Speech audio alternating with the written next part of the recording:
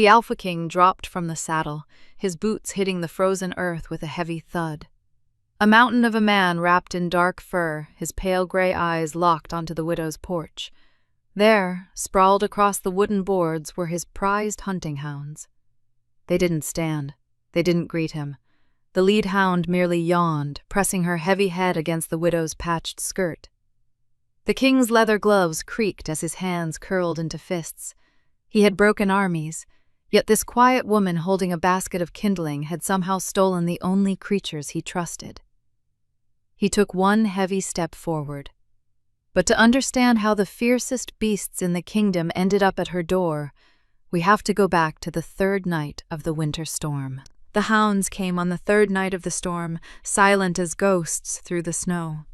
Eleanor Thornwood was banking the fire in her hearth when she heard it.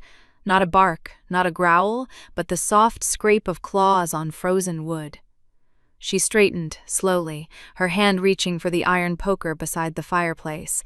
The wind howled against the shutters, rattling the thin glass in their frames. For a moment she told herself it was just the old cottage settling, the beams contracting in the bitter cold. Then she heard the breathing. She turned, the poker raised, and found herself staring into a pair of amber eyes that glowed faintly in the firelight. The animal was enormous, a hunting hound of the sort she had only ever glimpsed from a distance when the king's hunting parties passed through Thornwood. Its fur was dark, almost black, crusted with ice and snow. It stood just inside her doorway, which she could have sworn she had barred, and it was looking at her with an expression she could not name. It was not threatening, but it was not asking permission either. Behind it, through the gap in the door, she saw more shapes in the snow, dark forms moving low against the white, their breath pluming in the frozen air. 4 of them, maybe 5. They had settled on her porch, curling into the shelter of the eaves as if they had always belonged there. Eleanor's heart pounded so hard she could feel it in her throat. She had lived alone in this cottage for 3 years now, ever since the fever took her husband Matthew, and she had learned to read the silences of the forest. She knew the sound of a fox in the chicken coop, the rustle of a deer in the vegetable patch, the heavy tread of a boar rooting through the hedgerow. But this was something else entirely. The hound, at her door, lowered its head and let out a low, rumbling sound that was almost, but not quite, a whine. Its ears flattened against its skull, and it took one step forward, then another, until it was close enough that she could see the frost melting from its fur in the warmth of her fire. It stopped at her feet and sat down, heavy and solid, and looked up at her. She had never seen an animal that large look so tired. "All right," she heard herself say, her voice barely above a whisper. "All right, just stay there. Don't move." She backed toward the kitchen corner, never taking her eyes off the hound, and fumbled for the crock of dried meat she kept for winter emergencies. Her fingers found a strip of salted venison, and she held it out at arm's length. The hound sniffed the air once, twice, then took the meat from her hand so gently that she felt nothing but the faint brush of its warm tongue against her palm. It ate in 2 bites, then looked at her again. She gave it another strip, then another. By the time she had emptied the small crock, the hound had stretched out on her hearthstone, its head on its paws, watching the flames with the patient stillness of a creature that had learned to wait. Eleanor stood in the middle of her cottage, the poker still in her hand, and stared at the animal. The wind battered the walls, the fire crackled. Outside, the other hounds had gone quiet, and she knew without opening the door that they had bedded down on her porch for the night. She did not sleep. She sat in her rocking chair by the fire, wrapped in her heaviest shawl, and watched the hound sleep. Its ribs rose and fell in a steady rhythm. Its paws twitched now and then, as if it were running in a dream, and every so often it made a small sound in its throat, not a growl, not a bark, but something between a sigh and a hum, like a creature that had finally found a place where it was allowed to rest. She thought about Matthew. He had always said she was too soft-hearted for her own good. "You'd bring a wolf into the house if it looked hungry enough," he used to say, shaking his head, but there was always a smile in his voice. He had been gone 3 winters now, and she had kept to herself, tending her goats and her garden, trading eggs and herbs with the villagers, asking nothing of anyone. She had thought she had made peace with the solitude, but the hound on her hearth made her feel something she could not name. Not loneliness, she knew that well enough. It was something else. Something about the way it had looked at her, as if it had chosen her for a reason she did not yet understand. Dawn toned gray and pale through the frost on the windows. Eleanor pushed herself out of the rocking chair, stiff from a night of sitting upright, and went to the door. She opened it carefully, half afraid of what she would find. The porch was covered in hounds. They lay in a tangle of dark fur and heavy limbs, curled together for warmth, their breath rising in clouds that mingled with the steam of the melting snow. One of them, a female with a white patch on her chest, lifted her head and blinked at Eleanor with calm, knowing eyes. Another stretched, yawned, and rolled onto its back, exposing a belly caked with mud and ice. Eleanor counted them. 5 in total, including the one still asleep on her hearth. They were all large, all lean, all built for speed and endurance. Their collars were made of thick leather, stamped with a crest she recognized, the crossed antlers of House Ashford. These were the Alpha King's hounds. The entire village knew of them. They were spoken of in the same breath as the king himself, loyal, fierce, untouchable. They ran with Nathaniel of House Ashford on his hunts, slept in the great hall of his fortress, answered to no one but him. The old men at the tavern said the hounds could track a deer through a blizzard and bring down a wild boar without a single command. They said the king trusted them more than he trusted any man, and now they were sleeping on her porch. Eleanor stood in the doorway, the cold biting at her cheeks, and tried to make sense of what she was seeing. The female with the white patch got to her feet, padded over to Eleanor, and pressed her head against Eleanor's hand. It was a deliberate gesture, gentle and unmistakable. Not a demand, not test, but a greeting. "Good morning to you, too," Eleanor murmured, and the hound's tail wagged once, slowly, as if to confirm that yes, it was indeed a good morning. She went back inside and built up the fire. She put a pot of water on to boil and measured out the last of her oats into a bowl. The hound on the hearth opened one eye, closed it again, and shifted closer to the flames. By mid-morning, the storm had passed. The sky cleared to a pale, watery blue, and the sun glared off the fresh snow blindingly bright. Eleanor stepped outside with a bucket of warm water and a rag and began to clean the mud and ice from the hound's fur. They let her do it without complaint. The female with the white patch even leaned into the rag, her eyes half closed in what looked like contentment. She was scrubbing the third hound's foreleg when she heard the horses. The sound came from the direction of the northern road, hooves pounding hard on frozen ground, the jingle of harness and the creak of leather. Eleanor straightened, shielding her eyes against the glare, and saw a column of riders approaching at a fast trot. There were 6 of them, maybe 7, their cloaks dark against the white landscape. At their head rode a man on a massive black stallion, a figure so tall and broad that he seemed to fill the horizon. She did not need to see the crossed antlers on his shield to know who he was. The Alpha King had come for his hounds. The hounds on her porch lifted their heads, ears pricked, but none of them moved to greet him. They stayed where they were, sprawled across her doorstep, as if they had forgotten or chosen to ignore that they belonged to someone else. Eleanor's hands went cold. She set down the rag, wiped her palms on her apron, and waited. The riders reined in at the edge of her property, their horses stamping and blowing steam. The king dismounted before his stallion had fully stopped, landing heavily in the snow. He was even larger up close, well over 6 feet, with shoulders that seemed to block out the sun. His cloak was lined with dark fur, and his face was hard, unreadable, carved into lines of cold authority. His eyes swept over the scene, the hounds on the porch, the bucket of water, the rag lying in the snow, and finally, her. She felt the weight of that gaze like a physical pressure. It was not hostile exactly, it was assessing, measuring. "These are my hounds," he said. His voice was deep, flat, without inflection. It was not a question. Eleanor swallowed. She clasped her hands in front of her to stop them from trembling. "Yes, my lord. They came last night.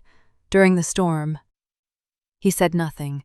He walked past her, up the path to the porch, and the hounds watched him approach with the same calm, unreadable eyes they had turned on her. The female with the white patch yawned. The one on the hearth, she could see it now, standing in the doorway, tilted its head and wagged its tail once, but did not come to him. The king stopped. He looked at the hounds. Then he looked at her. "Did you call them?" "No, my lord." "Did you feed them?" She hesitated. "Yes, dried venison. I didn't think—" "You thought correctly," he cut her off, but there was no anger in his voice, only something that sounded like confusion, carefully masked. "They have never done this before." It was the closest thing to an explanation she was going to get. She nodded, not knowing what else to do. The king turned back to his hounds. He made a sound, a low, sharp whistle, that should have brought them to their feet. The female with the white patch pricked her ears. The one in the doorway took a single step forward, but none of them moved past that. They stayed on her porch, at her doorstep, as if they had made a choice he could not override. For a long moment, the king stood motionless. The wind lifted the edge of his cloak, scattering snow across his boots. His jaw tightened. And then, very slowly, he turned to look at Eleanor again. His eyes were pale gray, like the winter sky, and in them she saw something she had not expected. Uncertainty. "Keep them warm," he said, and his voice was quieter now, rough at the edges. "I will return." He walked back to his horse, mounted in a single, fluid motion, and rode away without looking back. The column of riders followed, their horses churning the snow into muddy slush. Eleanor stood on her porch, surrounded by the Alpha King's hounds, and watched him disappear over the ridge. The female with the white patch pressed her head against Eleanor's hand again, and this time, Eleanor let her fingers sink into the thick, warm fur. "All right," she whispered, more to herself than to the dogs. "All right." But she did not feel all right. She felt as if something had shifted beneath her feet, something she could not see or name. A crack in the frozen ground, a door that had been left ajar. The hounds settled back down around her, their bodies warm and solid and patient. And far away, riding hard toward the gray stone walls of his fortress, Nathaniel of House Ashford could not stop thinking about the woman who had fed his hounds without being asked. The great hall of Ashford Keep was silent in a way that made the servants move on the balls of their feet. Nathaniel stood at the tall window overlooking the eastern ridge, his back to the empty hearth. He had not changed out of his riding clothes. The snow on his boots had melted into dark pools on the stone floor, and still he stood there, staring at the gap in the landscape where the Thornwood Road disappeared into the forest. His hounds had been gone for 2 nights now. The kennel master had reported it with a trembling voice at dawn, as if the words themselves might earn him a beating. "They did not return to the kennel last night, Your Grace, nor the night before. They are elsewhere." Nisene had not beaten the man. He had simply nodded, once, and walked to the window. Elsewhere. He knew exactly where elsewhere was. The day passed in a blur of obligations he barely registered. A dispute between 2 southern lords over grazing rights. A request from the village of Millbrook for timber to rebuild a burned granary. Reports from the northern watch stations, all routine, all meaningless against the image that kept rising in his mind. The woman in the worn gray cloak, kneeling in the snow, her hands gentle on Shadow's injured paw. He had not asked her name. He had not asked anything. He had stood there like a fool, his hounds lying at her feet, and felt something he had not felt in years. Uncertain. Roderick appeared at his elbow just before dusk, a cup of mulled wine in his hand. "You have not eaten since morning, Your Grace." Nathaniel took the cup, but did not drink. He held it, letting the warmth seep into his fingers, and said nothing. "The hounds," Roderick said carefully, They have never done this before. I know. Should I send a party to retrieve them? Nathaniel turned from the window. His face was unreadable, but his eyes held something Roderick had learned to recognize over 15 years of service, a question the king was not yet ready to voice aloud. No, he said. I will go myself. Again? Again. Roderick opened his mouth as if to protest, then closed it. He bowed and left the hall, his footsteps fading down the corridor. Nathaniel set the untouched wine cup on the windowsill and looked out at the darkening sky. The storm had passed, leaving behind a world of white silence. The moon was rising, full and cold, casting long blue shadows across the snow. Somewhere out there, his hounds were sleeping on a stranger's porch. He did not sleep that night. He sat in his chamber, clad in his fur cloak, staring at the empty fireplace until the candles burned down to stubs. The bed behind him was large and cold and empty. It had always been that way. He thought about his father. It was a dangerous thought, one he usually pushed away with the force of habit.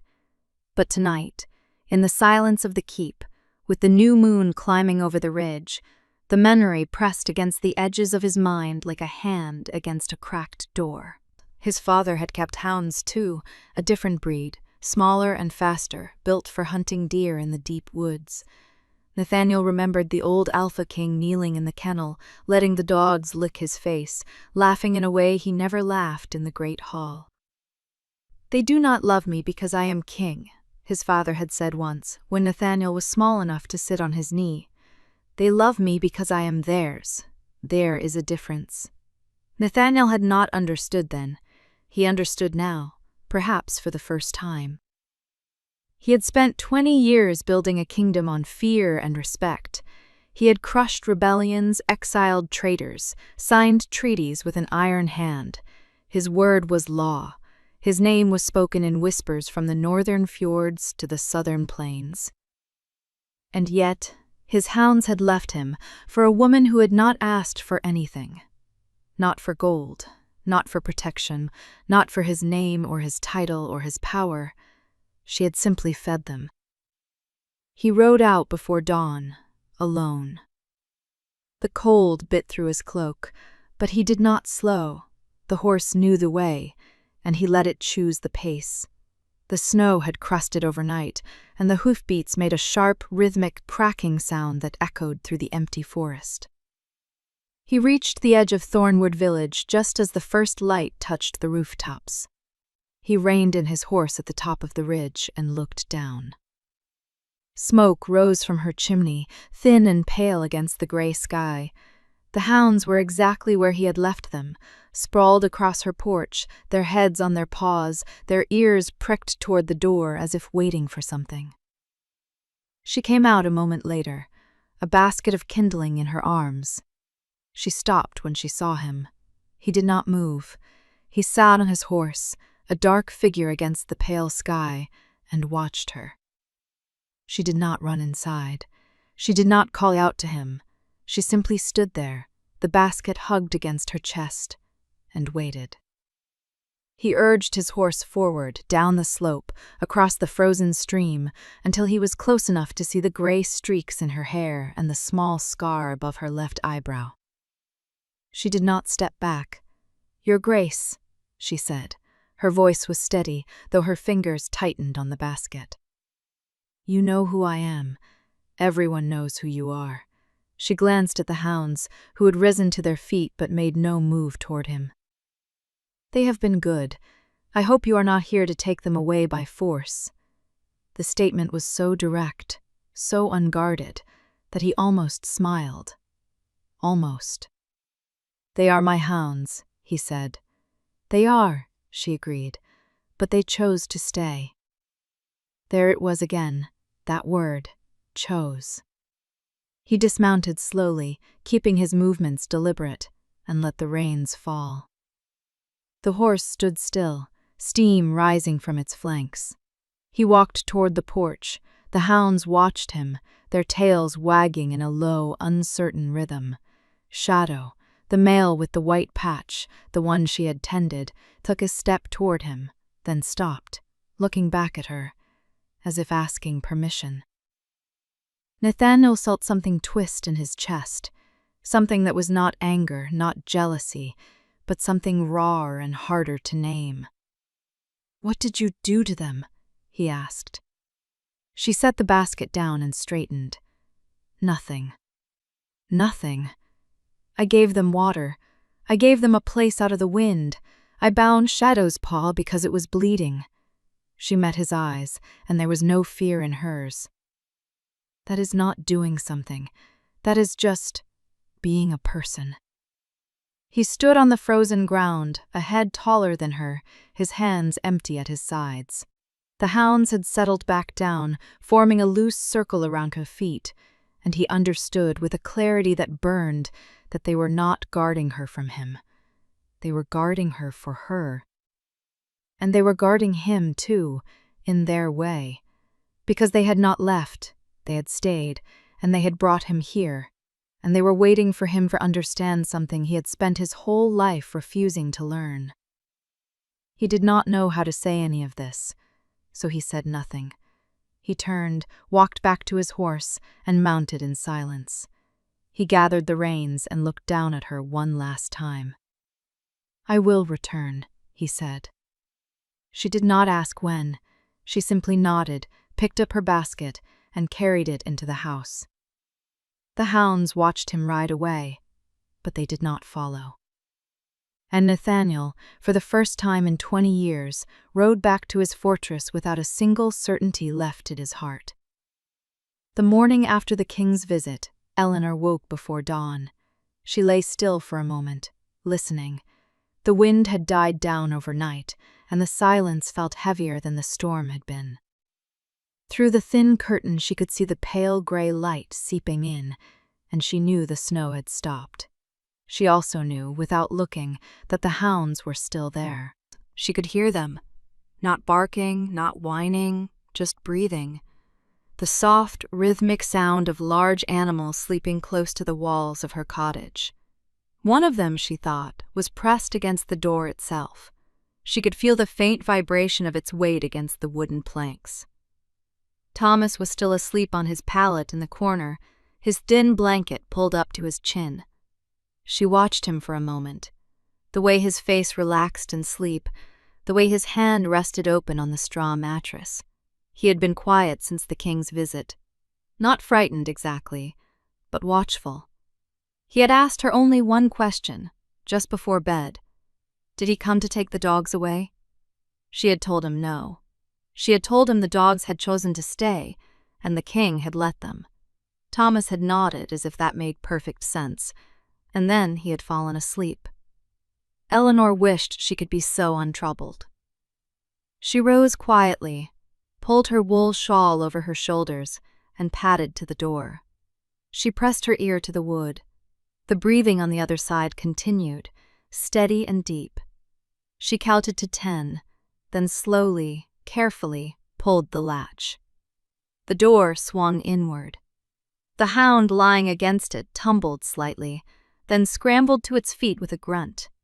It was the gray one, the one she had first seen in the snow. Its eyes met hers, and it did not growl. It simply stood there, waiting. Behind it, the other 4 were scattered across her small yard. 3 of them lay in the snow, their heads on their paws, watching her with calm, amber eyes. The 4th, a dark-coated male with a scar across its muzzle, stood near the goat pen, its tail held low and still. They had not left. They had stayed all night in the cold, without food, without shelter, without any reason to remain except that they had chosen to. Eleanor stood in the doorway, the cold air biting her cheeks, and looked at them. She did not know what to make of it. She was not a dog trainer. She was not a hunter. She was a widow with a small vegetable patch and 3 goats and a nephew to feed. She had nothing to offer these animals except what she already had. And yet they had stayed.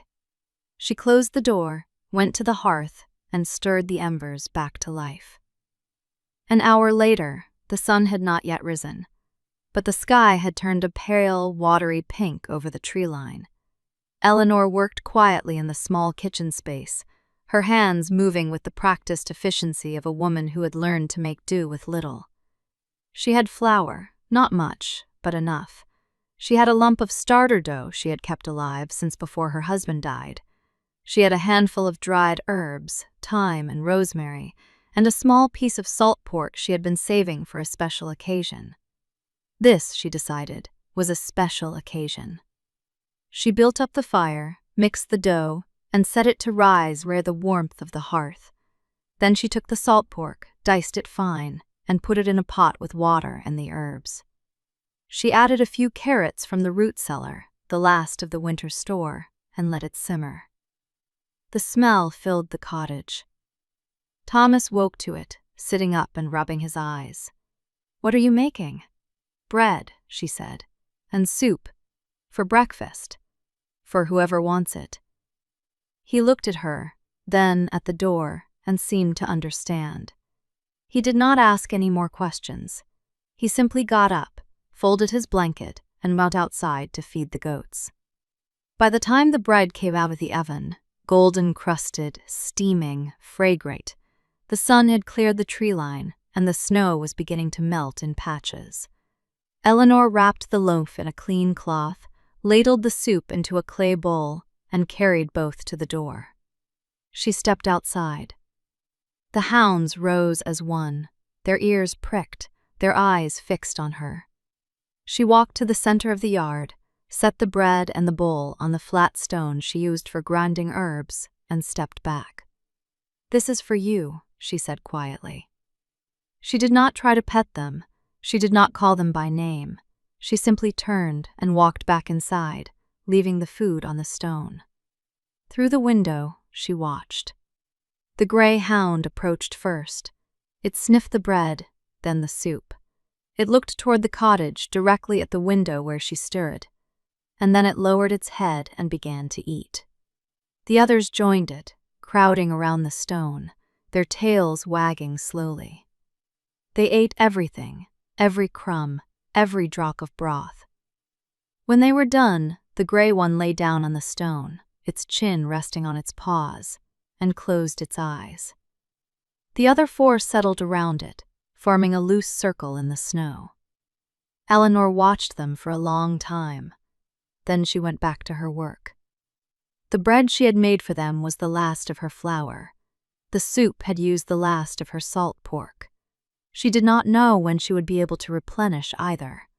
Winter was not over, and the roads to the market town would be muddy and slow for another month at least. She did not regret it. That evening, as the sun set behind the bare branches of the oak tree, Eleanor sat on the stool near the hearth, mending a tear in Thomas's tunic.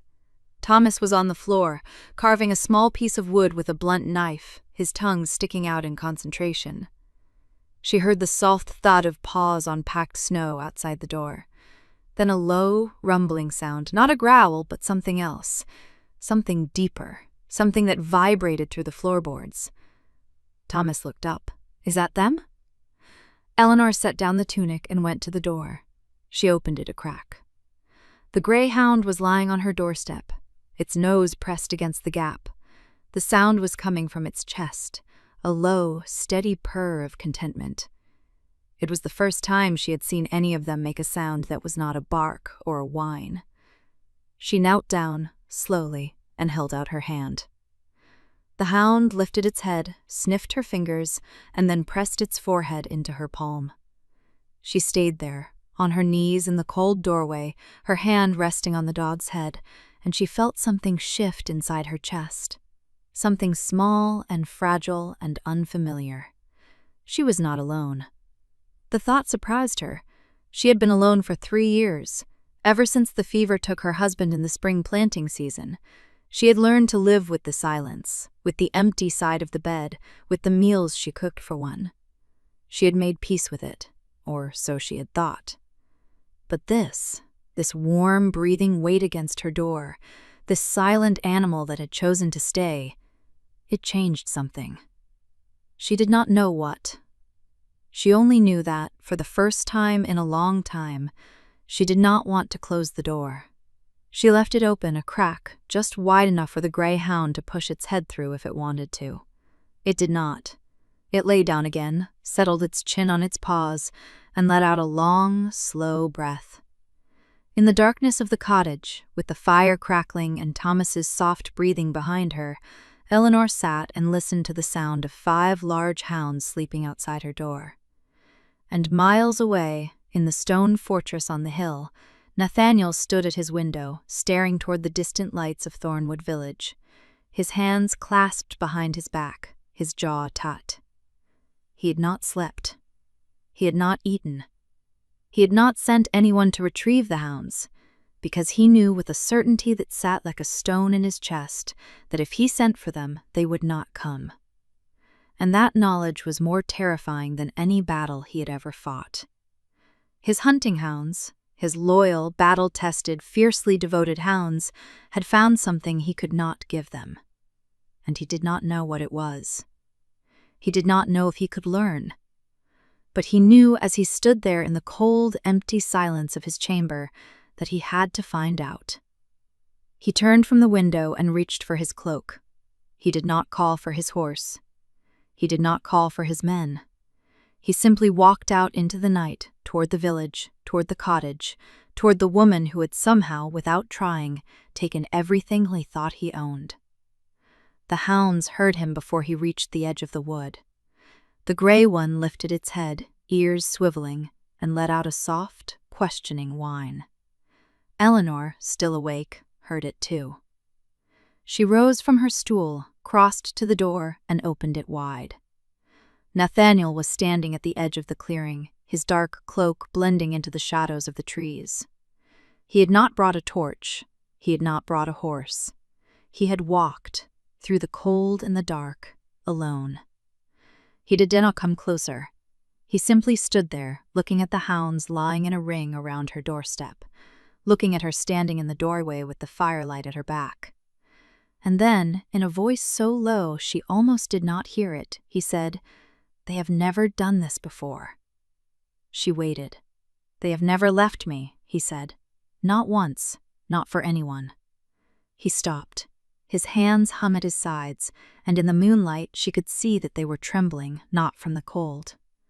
"I do not understand," he said. "I do not understand what you have done." Eleanor did not answer right away. She looked down at the gray hound, which had risen and was pressing its shoulder against her leg, and then she looked back at the king. "I did nothing," she said. "I only gave them what I had." He stared at her. Then he took a step forward, just one. He stopped at the edge of the stone where the bread had been, where the empty bowl still sat. He looked down at it. "Bread," he said. "You gave them bread." "And soup," she said quietly. He did not laugh, he did not smile. He simply stood there, looking at the empty bowl, and something in his face shifted. Something cracked. "I have given them meat," he said, his voice barely above a whisper. "I have given them warm beds and clean straw, and the best care my fortress can provide. I have fed them from my own hand. I have slept beside them in the kennels during storms, and they have never, never chosen to stay." He looked up at her.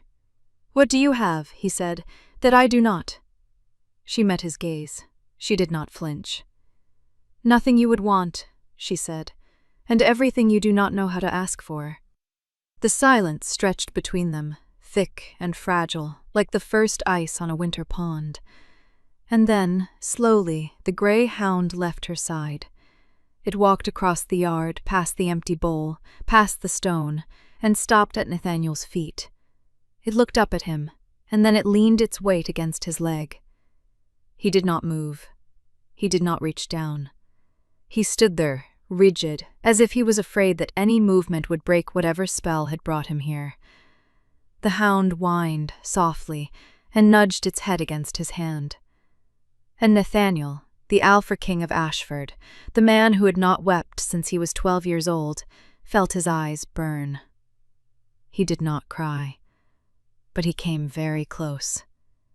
He knelt down, slowly, and put his arms around the hound. He buried his face in its fur, and he stayed there, on his knees in the snow, holding the dog that had left him and come back, while the other 4 hounds watched from the doorstep. Eleanor did not move. She did not speak.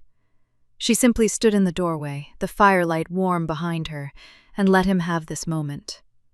Because she understood, in a way that surprised her, that this was not about the hounds. This was about a man who had spent his whole life believing that love had to be earned through fear, and who had just learned for the first time that it could be given freely. She closed the door, softly, and left him there in the moonlight with his dog. The bread was gone, but something else had begun. The morning after the hounds came back to the castle, the entire fortress knew something had changed. The servants whispered about it over the breakfast fires. The guards exchanged glances at the gate. Even the stable boy noticed that the king did not bark orders when he walked through the courtyard. He simply walked, his eyes fixed ahead, his hand resting on the head of the grey hound that followed at his heel like a shadow reborn. Nathaniel had not slept, but he had eaten. That alone was enough to make Roderick suspicious. "You went to the village last night," the steward said. Not a question as he laid out the king's morning cloak. Nathaniel did not deny it. The hounds were there. And Nathaniel paused, his hand hovering over the cloak. He looked at the grey hound, who had settled on the stone floor beside the hearth, its eyes half closed, its body relaxed in a way he had not seen in weeks. "She fed them," he said quietly. "She didn't ask for anything." Roderick waited. When no further explanation came, he sighed, the kind of sigh a man makes when he has served a king long enough to know when not to push. "The council meeting is at noon," he said instead. "The elders from the southern border arrived last night. They wish to discuss the winter grain tax." Nathaniel nodded, but his mind was elsewhere. He was thinking about the way the firelight had caught Eleanor's hair as she stood in the doorway, the way she had closed the door without a word, leaving him alone with his dog, the way she had understood, without being told, that he needed that moment. He had never met anyone who understood without being told. He spent the morning in the council chamber, listening to the elders argue about grain and tariffs and the proper distribution of salted meat. He gave the appropriate answers, nodded at the appropriate moments, and dismissed them an hour earlier than usual. Roderick raised an eyebrow. "The meeting usually runs until mid-afternoon." "I have other matters to attend to," Nathaniel said. He did not say what those matters were. But an hour later, when he rode out of the castle alone, without his hounds, without his guards, Roderick watched him go with a knowing look. "Going to check on the hounds again, Your Majesty?" he called after him. Nathaniel did not answer. The ride to Thornwood took less time than he remembered, perhaps because he was not searching for anything this time, perhaps because the path had already been worn by his own feet, twice now, in the dark and in the daylight.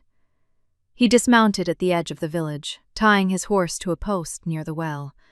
The villagers watched him from doorways and windows, their faces a mixture of fear and curiosity. A king did not walk through Thornwood without purpose. A king did not come alone. Nathaniel ignored them.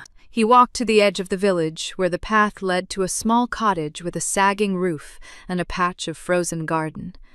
The hounds were there, as he had known they would be, all 5 of them, lying in the snow by the doorstep, their heads raised as he approached. The grey one stood first, its tail wagging once, twice, then still. Nathaniel stopped a few paces from the door. He did not knock. He did not call out. He simply stood there, in the cold, watching the cottage. The door opened. Eleanor looked at him, and for a moment neither of them spoke. She was holding a wooden bowl, steam rising from it, and she had flour on her apron. Her hair was pulled back loosely, a strand escaping to fall across her cheek. She did not look surprised to see him.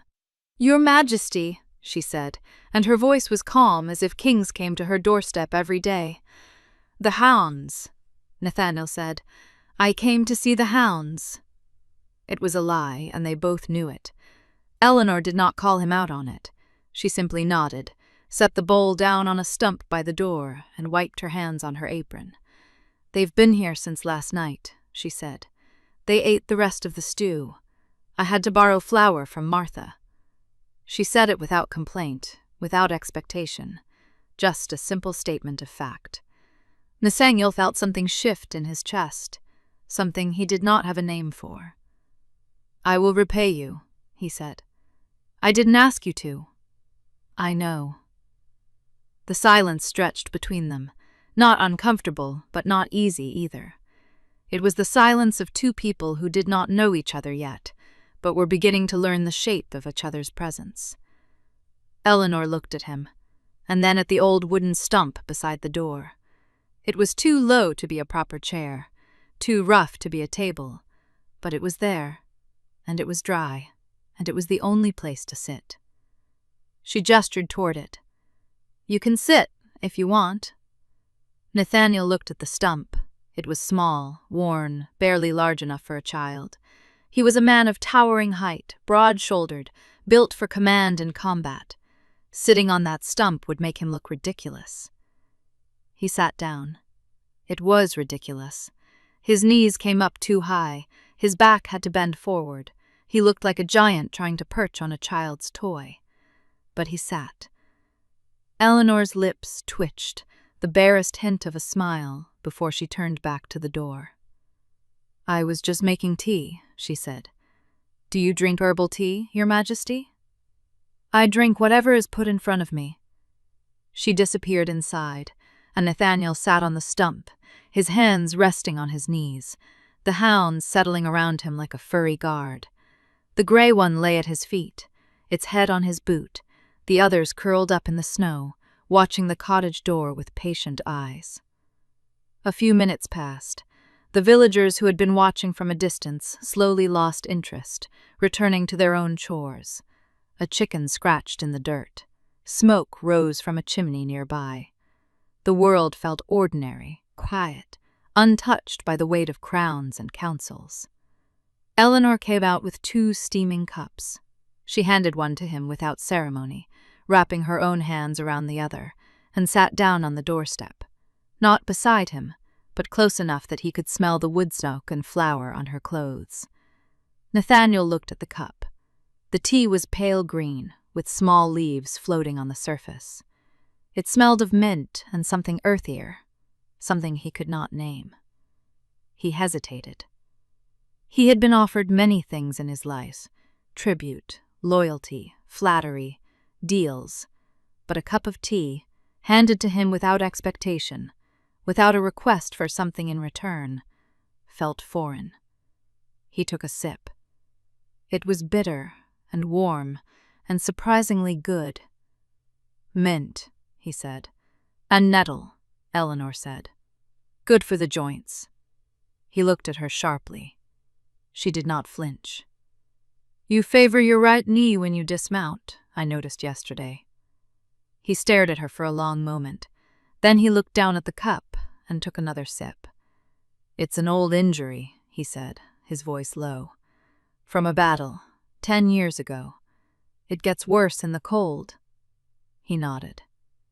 Eleanor said nothing. She simply sat on the doorstep, sipping her tea, watching the hounds. She did not offer advice. She did not tell him about remedies or poultices or old wives' cures. She just sat with him, in the cold, and let the silence do its work. That was when Martha appeared. She came around the corner of the cottage like a storm in a wool shawl, her arms full of firewood, her eyes wide with barely contained curiosity. She stopped dead when she saw Nathaniel sitting on the stump, a cup of tea in his hands, the hounds at his feet. "Well," she said loudly, "I'll be." Nathaniel looked at her. Martha looked at him. She did not curtsy. She did not bow. She simply stared, her mouth open, her firewood clutched to her chest, and then she turned to Eleanor with an expression of pure theatrical shock. "You have the King of Ashford sitting on your stump drinking your tea and you didn't tell me?" Eleanor sighed. "Martha, this is His Majesty, King Nathaniel. Your Majesty, this is Martha, my neighbor." Martha set the firewood down with a thump and planted her hands on her hips. I know who he is. Everyone knows who he is. The question is, what is he doing here? Nathaniel looked at her, and for the first time in a long time, he did not know how to answer. Eleanor saved him. He came to see the hounds, she said. Martha looked at the hounds, then at Nathaniel, then back at the hounds. Her eyebrows rose. Those are the king's hounds, she said slowly. The ones that disappeared from the castle, the ones everyone was talking about. Yes, Eleanor said. Martha let out a long, low whistle. Well, I've seen a lot in my 16 years, but I've never seen a king sit on a stump to visit his own dogs. She puffed up her firewood, shook her head, and muttered as she walked away. The world's gone strange, strange and wonderful. Nathaniel watched her go, and then he looked at Eleanor. Does she always talk like that? Always. Does she ever stop? No. He looked down at his tea, and something that might have been the ghost of a smile crossed his face. Eleanor saw it. She said nothing. They sat in silence for a while longer, the hounds dozing at their feet, the cold air carrying the smell of wood smoke in winter. Nathaniel finished his tea, and when he stood, he did so carefully, favoring his right knee, just as she had observed. He handed her the empty cup. Thank you, he said. You're welcome, Your Majesty. He looked at her, and then at the hounds, and then at the stump he had been sitting on. I'll come back tomorrow, he said, to check on them. Eleanor nodded. She did not say that the hounds were fine. She did not say that he did not need to come. She simply nodded and watched him walk back to his horse, the gray hound following him halfway before stopping, looking back at the cottage, and then returning to the doorstep. Nathaniel mounted, and as he rode away, he looked over his shoulder once. Eleanor was still standing in the doorway, the empty cup in her hand, the hounds gathered at her feet. She did not wave. But she did not go inside until he was out of sight. That night, the hounds stayed at the cottage again. And the next morning, when Eleanor opened her door, she found a bag of flour and a slab of salted meat sitting on the stump where the king had sat. There was no note. There didn't need to be. The bag of flour and the slab of salted meat sat on Eleanor's shelf for 3 days before she used them. She had not touched them at first, not out of pride and not out of suspicion. She simply did not know what to make of a king leaving provisions on her stump like a neighbor returning a borrowed bowl. It felt too large, too strange to fit into the small shape of her days. But on the 3rd morning, when she ran out of salt and the bread she had baked the day before was down to its last crust, she unwrapped the meat and cut a thin slice. She ground a handful of the flour into a small loaf, and she cooked the meat slowly over the fire, letting the fat render into the pot. She told herself it was practical, that the hounds had eaten her stores and the king was simply restocking what his dogs had consumed. But as she ate the bread that evening, she knew she was lying. The bread tasted different. Not because the flour was finer, it was, but that was not the reason. It tasted different because it had been given, not taken. Because it came from a hand that had no reason to give, and yet had. She did not dwell on it. She had learned, in the years since her husband's death, not to dwell on things she could not explain. She simply ate the bread, saved half the meat for the next day, and went to sleep at the hounds curled on the straw mat she had laid by the hearth. The gray hound, she had started calling it Shadow in her mind, though she had never said the name aloud, had taken to sleeping closest to the fire.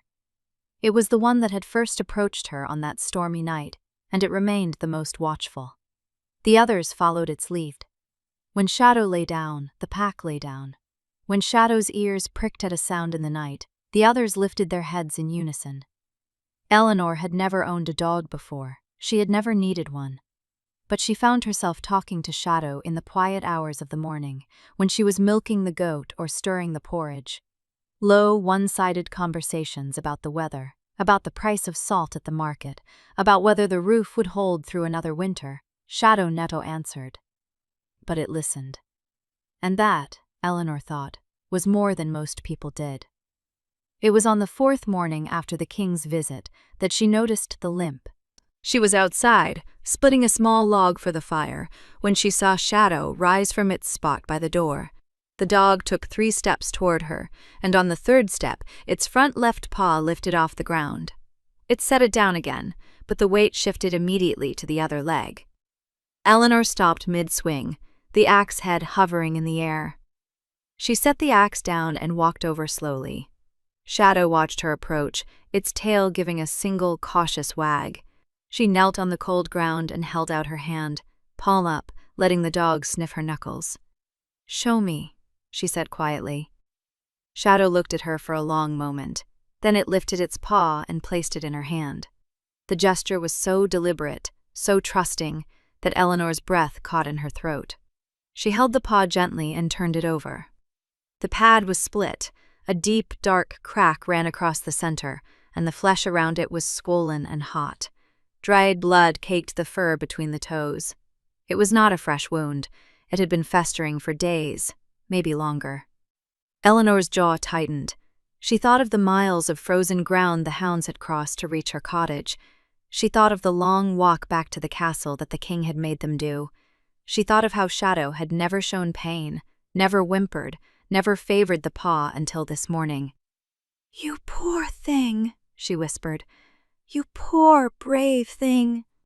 Shadow's tail wagged again, a slow, tired motion. Eleanor did not hesitate. She stood, went inside, and filled a bowl with warm water from the kettle. She tore a strip from an old linen sheet that she had been saving for patches. She found the jar of yarrow salve that she had made in the autumn, when the herb garden had still been alive. She brought everything outside and set it on the ground beside the dog. The other hounds gathered in a loose circle, watching. They did not interfere. They simply sat, their heads tilted, their eyes following her every move. Eleanor knelt again and lifted Shadow's paw into her lap.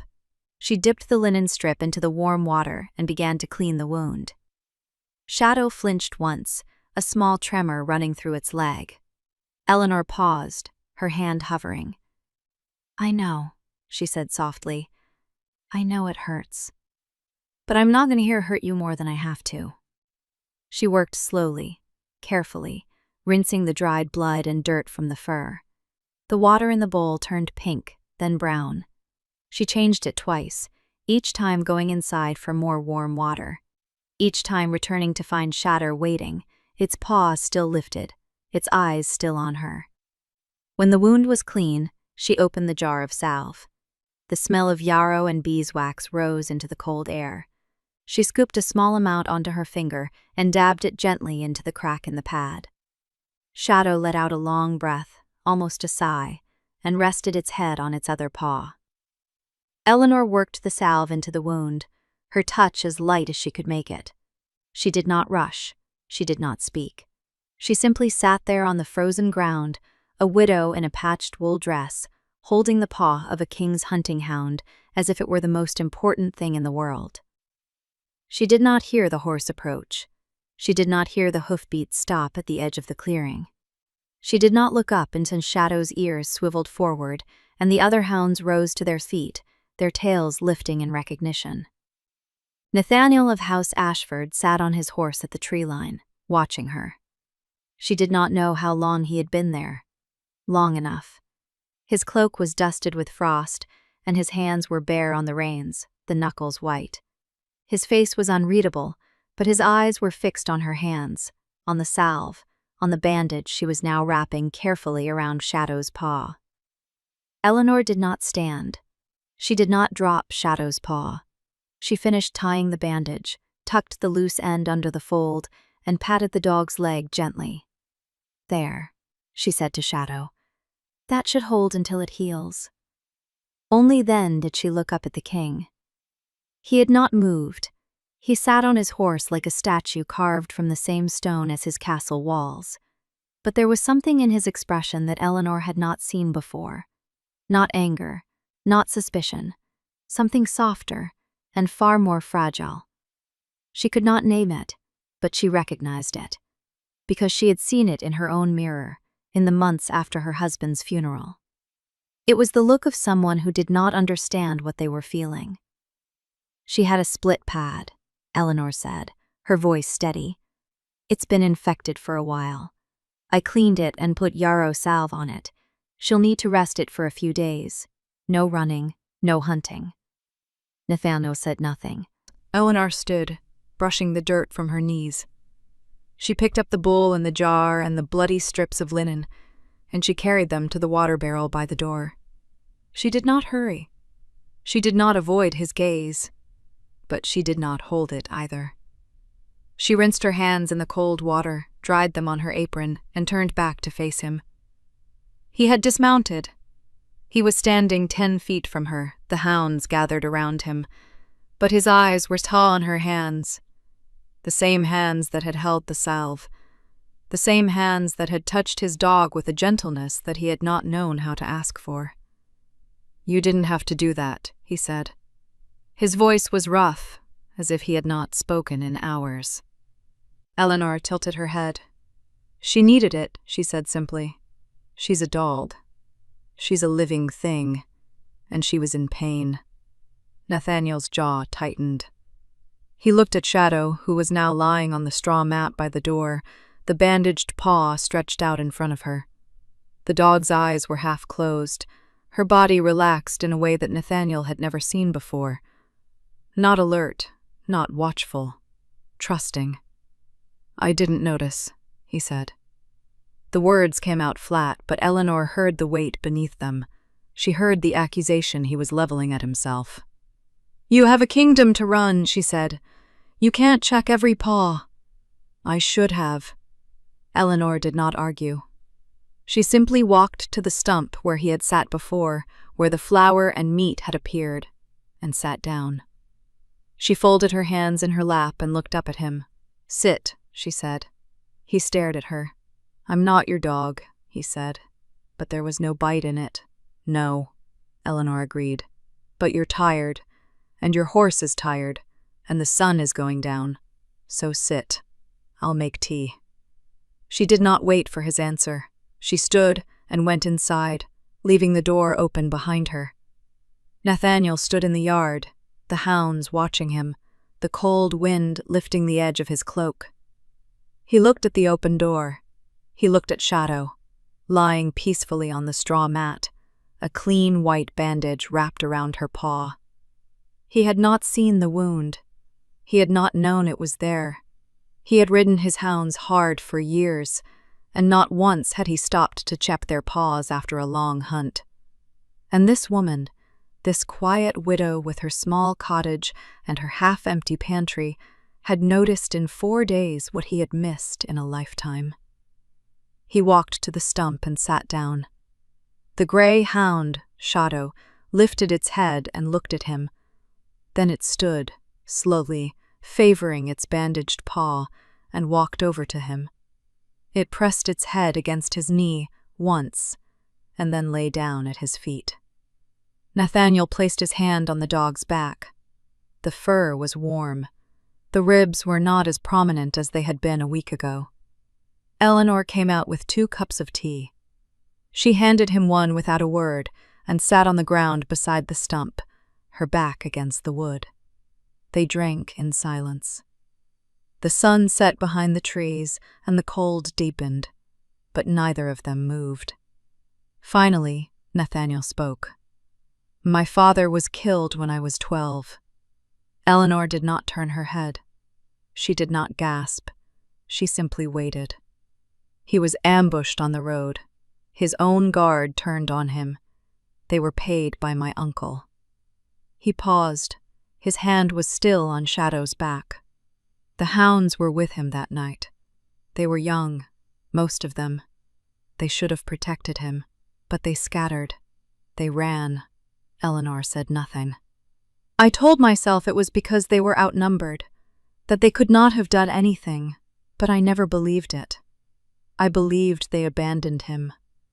His voice cracked, just once on the last word. "And I believed that if I kept them close enough, trained them hard enough, fed them from my own hand, they would never leave me." Eleanor set her cup down on the ground. "They didn't leave you," she said quietly. Nathaniel turned to look at her. Then what do you call this? He asked, gesturing at the cottage, at the hounds scattered across her yard. They followed you home. They stayed. They chose you over me. Eleanor shook her head slowly. They didn't choose me over you, she said. They chose to be here. That's different. They didn't stop loving you. They just found another place where love is also given. Nathaniel stared at her. She met his gaze, and for a long moment neither of them spoke. I don't know how to do that, he said finally, his voice barely above a whisper. I don't know how to give without expecting something back. Eleanor picked up her cup and took a sip of her tea. You left flour and meat on my stump, she said. You didn't knock. You didn't ask for thanks. He said nothing. That was giving, she said, without expecting. He looked down at Shadow, at the white bandage wrapped around the dog's paw. That was nothing. He said what Will did, that was giving. Eleanor did not argue. She simply finished her tea, stood, and took his empty cup from his hand. Come back tomorrow, she said. She'll need the bandage changed. She walked inside, and this time she closed the door behind her. But she left the window unshuttered, and the light from her fire spilled out across the yard, pooling at the feet of the king who sat on the stump, his hand on his dog's back, not yet ready to leave. He stayed until the fire burned low, and when he finally mounted his horse and rode back to the castle, he did not look back. But the next morning, when Eleanor opened her door, there was a fresh stack of firewood by her wall, split and stacked higher than she could have lifted, and on top of it, a small jar of honey, still sealed with wax. She picked it up, turned it over in her hands, and smiled. The morning after the honey jar appeared on her woodpile, Eleanor found a second gift waiting at her doorstep. Not from the king, from Martha. The old woman stood at the fence, arms crossed, a knowing grin on her weathered face. In one hand, she held a basket of eggs, in the other, a piece of news she was clearly bursting to deliver. You've got company coming, Martha said before Eleanor could even say good morning. Not the tall one, the thin one with the pinched face who rides behind him like a shadow. Eleanor's hand paused over the eggs. Roderick? That's the one. Saw him at the crossroads an hour ago, heading this way with 2 others. Men in fine cloaks, not village folk. Looked like they'd swallowed sour milk. Martha shifted her weight. What did you do, girl? Nothing. That's what worries me. The eggs were still warm. Eleanor held them against her palm and looked down the road that led through Thornwood toward the northern hills. The mist had not yet burned off the fields. The air smelled of damp earth and wood smoke. She did not have to wait long. Roderick arrived before the village bell rang for midday. He rode at the head of a small company, 2 men Eleanor did not recognize, both with the hard, closed faces of castle officials. They stopped at the edge of her yard, well clear of the hounds, who had raised their heads but did not growl. Roderick dismounted slowly. He looked tired. His cloak was damp at the shoulders, and there were dark circles under his eyes. Mistress Eleanor, he said, with a formality that felt heavier than the morning air. Roderick, I have been sent to deliver a message. He glanced at the hounds, who had risen to their feet now, watching him without hostility, but without welcome. From the Council of Elders. Eleanor wiped her hands on her apron. Then you'd better deliver it. Roderick stepped closer, lowering his voice so the men behind him would not hear. They know about the hounds, about the king's visits, about the firewood and the flour and the honey. He paused. They are not pleased. I didn't ask for any of it. I know. Roderick's jaw tightened. But that does not matter to them. What matters is that the Alpha King has been seen sitting on a stump outside a widow's cottage, and that his hounds no longer sleep in the castle kennels. Eleanor folded her arms. They sleep where they choose. That is precisely the problem. Roderick's voice dropped to barely a whisper. The elders fear that the king has grown, distracted, that his judgment has become compromised. There are those who remember the last time an Alpha King showed favor to someone outside the noble houses. It did not end well. The memory of it flickered in his eyes, something old, something he had witnessed and never spoken of. Eleanor felt a cold thread run through her chest. "What are you saying?" Roderick did not answer directly. He turned and gestured to the two men, who dismounted and approached with a scroll sealed in dark wax. One of them held it out to Eleanor as if it carried plague. "This is a formal notice from the council," the man said, his voice flat and official. "You are instructed to cease all contact with the Alpha King. The hounds are to be returned to the castle kennels immediately. Failure to comply will result in your removal from Thornwood Village." Eleanor looked at the scroll but did not take it. "I'm not holding them captive," she said. "They come and go as they please. If they don't want to stay in the kennels, no piece of parchment will change that." The official's face hardened.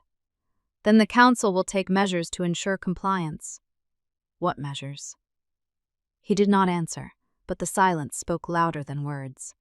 Roderick stepped between them. "That's enough," he said, his voice sharp. "The message has been delivered. We will report back to the council." The official hesitated, then tucked the scroll back inside his cloak. He gave Eleanor a long, cold look before mounting his horse. The two men rode away without another word. Roderick lingered. "He is not himself," he said quietly, not meeting her eyes. "The king. He has been different since the hounds fanned you. I do not know if that is good or bad, but the elders have noticed, and they are afraid." "Afraid of what?" Roderick finally looked at her. His face was pale, drawn tight with a caution that bordered on fear. "Afraid that he will become the man his father was," he said. "A man who trusted no one, a man who ruled alone and died alone." He mounted his horse and rode away without waiting for a response. Eleanor did not go inside after they left. She stood at the edge of her yard, watching the dust settle on the road, the scroll she had refused to touch burning in her memory. The hounds gathered around her, pressing their warm bodies against her legs, as if they understood that something had shifted. Shadow limped to her side and sat down, leaning her weight against Eleanor's hip. Eleanor knelt and ran her hand over the dog's bandaged paw. The wound was healing. The swelling had gone down, but the scar would remain. "They want to take you back," she whispered. Shadow's tail wagged once, slowly, as if in answer. That evening, Nathaniel did not come. Eleanor cooked a pot of stew, more than she could eat alone, and left it on the hearth. She told herself it was for the hounds, but when she sat down to eat her own portion, she found herself listening for the sound of hoofbeats on the road. The hounds ate their fill and curled up by the fire. The wind picked up outside, rattling the shutters. The stew cooled in its pot. Eleanor sat at the table, her hands wrapped around a cup of cold tea, and watched the candle burn down to nothing. In the castle, Nathaniel stood at the window of his chamber. The scroll from the council unrolls in his hands. He had read it 3 times. The words had not changed. They were formal, restrained, carefully worded to avoid direct accusation, but the meaning was unmistakable. The elders were questioning his judgment, questioning his fitness to lead. He had expected this. He had known, the moment he left the honey jar on Eleanor's woodpile, that there would be consequences. That the council would not understand, that they would see weakness where there was only... what? He did not have a word for it. Roderick stood by the door, waiting in silence. "They mentioned my father," Nathaniel said, his voice flat. "Yes, Your Majesty." Nathaniel's hand tightened on the scroll. The memory rose unbidden.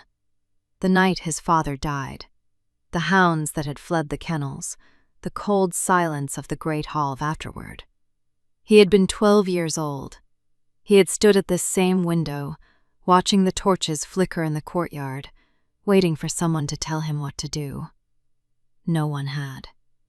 The hounds had returned the next morning, one by one, their muzzles wet with dew, their eyes unreadable. He had never asked them where they had gone. He had been too afraid of the answer. "They left me," he said, the words escaping before he could stop them. The night he died. They ran. Roderick said nothing. He had been there, he remembered.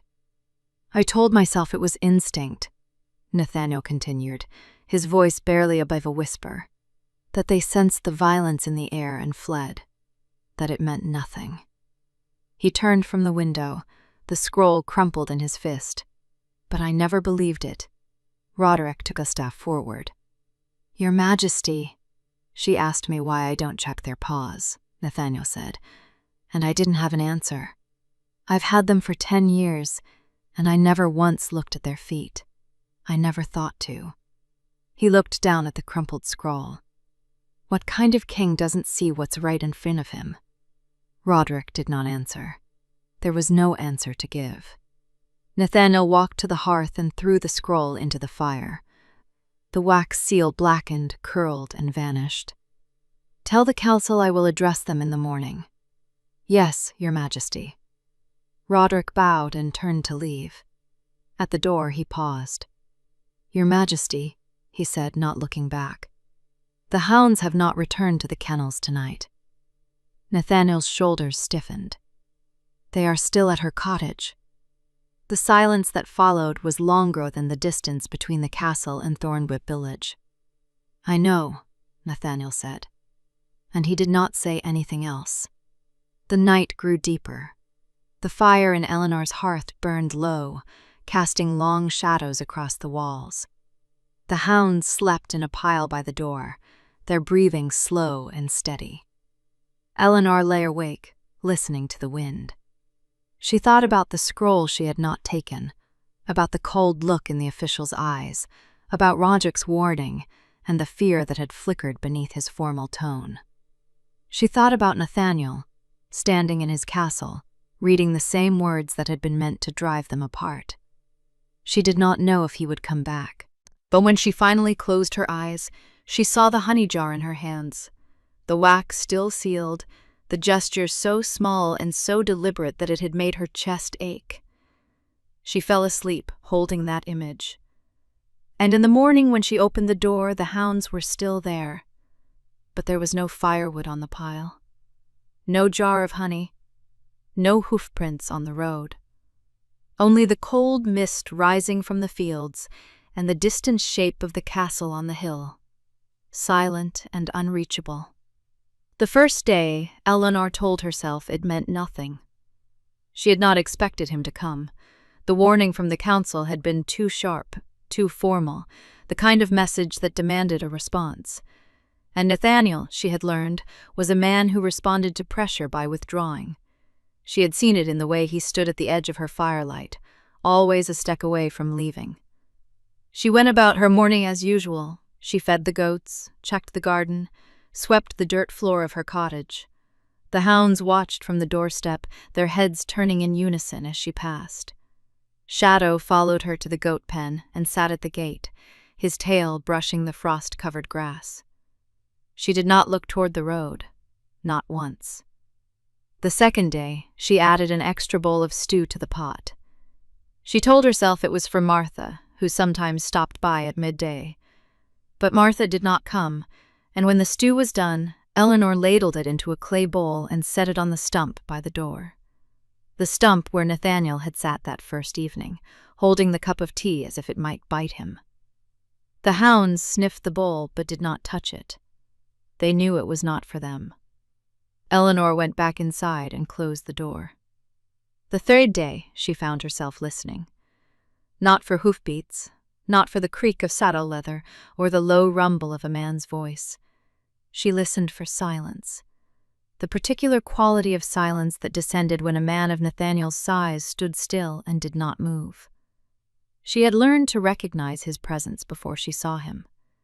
It was not arrogance. It was the way his weight settled into the ground, the way the air seemed to thicken around him, the way even the hounds grew quiet and watchful when he was near. But the silence outside her door was ordinary, empty, just the wind in the thatch and the distant clank of a sheep bell from the far pasture. She stirred the fire and did not let herself feel disappointed. The fourth day, Martha appeared at the fence. Still no sign of him? the old woman asked, squinting toward the road. She did not bother with pleasantries. Martha had never believed in wasting time on weather talk when there was gossip to be gathered. "I haven't been looking," Eleanor said. Martha snorted. "And I haven't been breathing. Don't lie to an old woman. It offends the gods and wastes my energy." Eleanor wiped her hands on her apron and walked to the fence. The hounds rose as one and followed her, forming a silent guard behind her. Martha eyed them with grudging respect. "They still here then," she said. "The whole village is talking about it.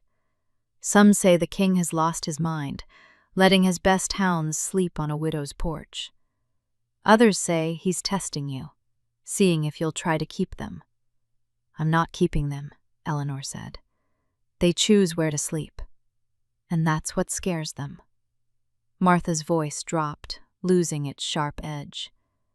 "Because if dogs can choose, then maybe people can too. And the lords don't like that kind of thinking, my girl. It gives the common folk ideas." Eleanor said nothing. She looked at the hounds, their quiet eyes, their patient stillness.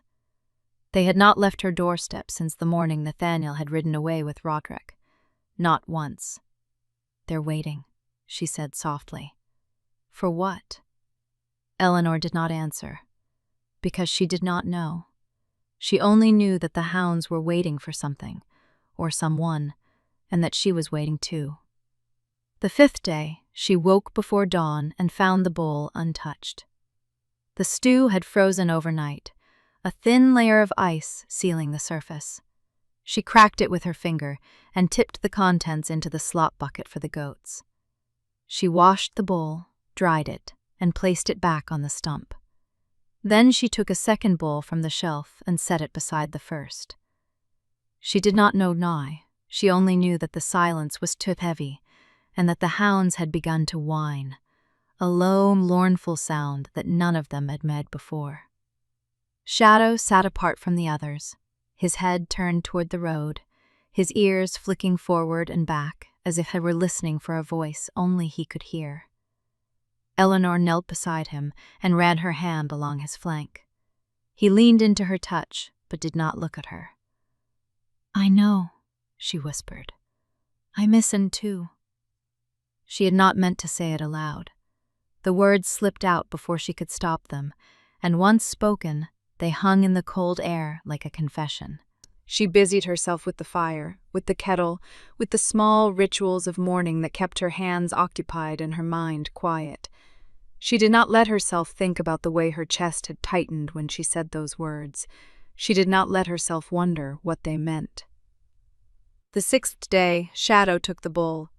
Eleanor had just set the fresh stew on the stump, warm, steaming, the same as every morning, when the big hound rose from his place by the door.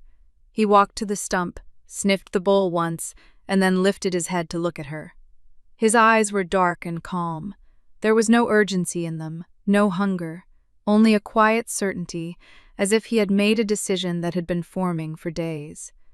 He took the rim of the bowl gently between his teeth and lifted it from the stump. The stew sloshed, but did not spill. Eleanor stared. "Shadow," she said, "what are you doing?" The hound did not answer. He turned and walked down the path toward the road, the bowl held carefully in his mouth, his gait steady and deliberate. The other hounds watched him go, but none followed. Eleanor stood at the door, her hands frozen at her sides, watching as the big gray dog carried the bowl up the frozen road toward the distant shape of the castle on the hill. She did not call him back. He was gone all day.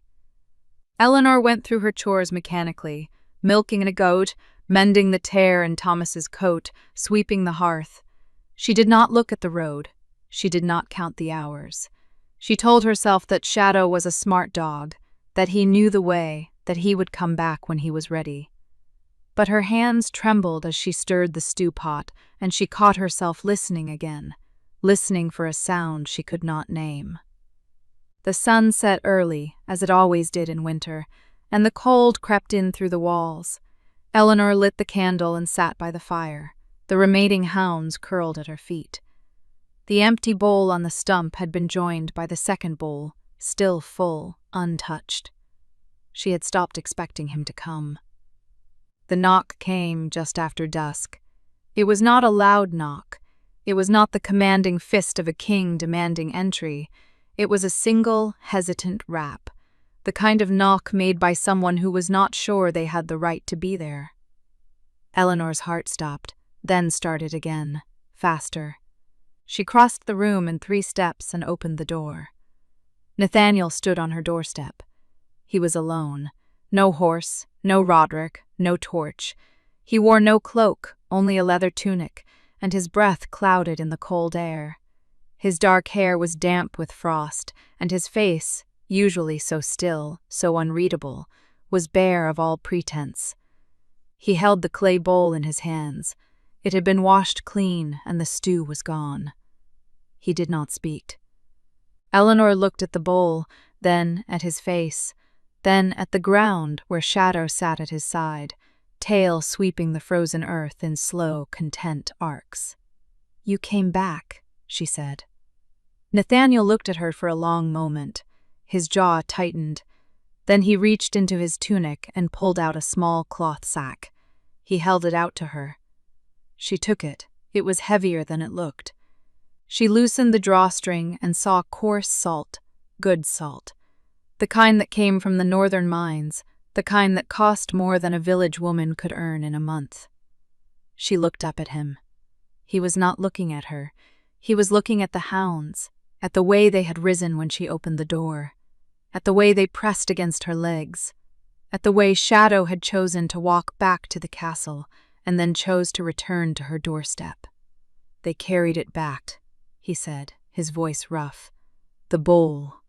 They brought it to the gate and set it down and waited." Eleanor's throat tightened. "I didn't know what it meant," he said. "I thought—" He stopped, swallowed.